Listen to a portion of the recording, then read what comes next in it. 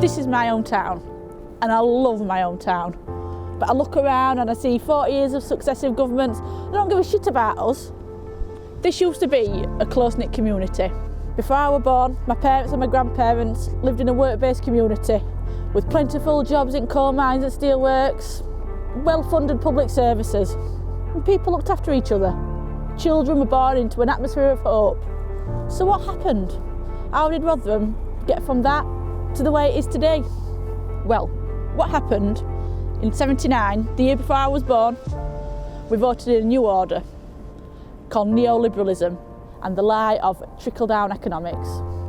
Starting with Thatcher and continuing to the present day, the working class that made this country so great were seen as a commodity. Their spirits were crushed and were to be sacrificed on the altar of profit. Rotherham and 1,000 other towns like us were left to rot by governments that don't give a flying fuck about us, and the people know it. And all that resentment and neglect culminated in the Brexit vote, when Rotherham overwhelmingly voted to leave the European Union. Why wouldn't we vote to give the powers that be the biggest kick-in they can ever have?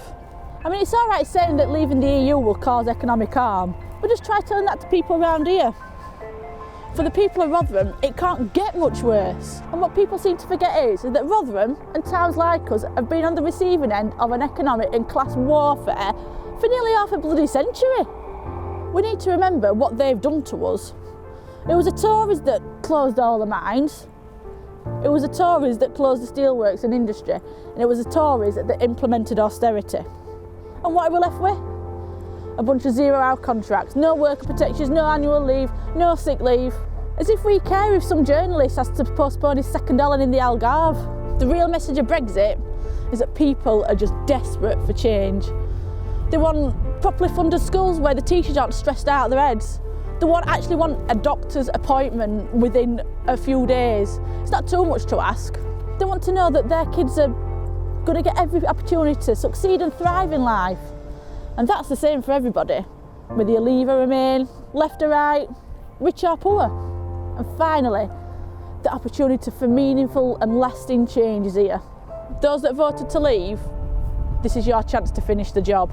We've finally got a political party that will bring about that change that you're craving, that will deliver those well-funded public services, and it will put money back into the schools. We're finally going to get that pride back that's been knocked out of us by years of neoliberal governments.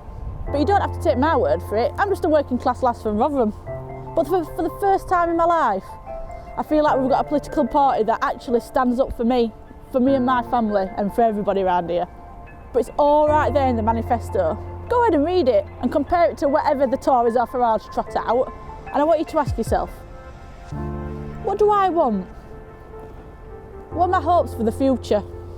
Whose side am I on? Do I want a truly democratic society where our created wealth is shared amongst all of us? Or do I want more funneling of our money to the rich? Well, what do you want? I know whose side I'm on, and I know where I'm standing, and I'm going to vote for Labour.